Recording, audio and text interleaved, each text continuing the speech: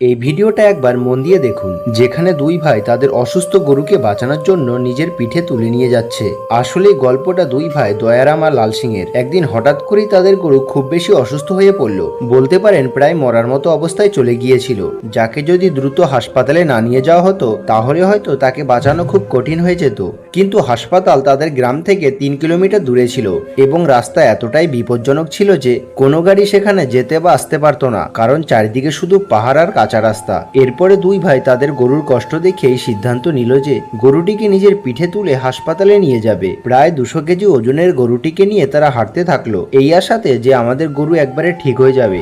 অবশেষে যখন তারা হাসপাতালে পৌঁছালো তখন তাদের চোখে জল ছিল, ক্লান্তির কারণে নয়, বরং এই আনন্দে যে তাদের গরুর প্রাণ বেঁচে গেছে। জানেন, এই ঘটনার পরে মানুষ বলতে শুরু করলো এরাই আসল নায়ক, যারা নিজের জীবনে ঝুঁকি নিয়ে একটি নির্বাক প্রাণীকে বাঁচিয়েছে। স্বর্গলোকের আসন একেবারে কনফার্ম এই দুই ভাইয়ের। বন্ধুরা, যদি আপনারা গোপালন করেন তাহলে কমেন্টে গোমাতা অবশ্যই লিখবেন।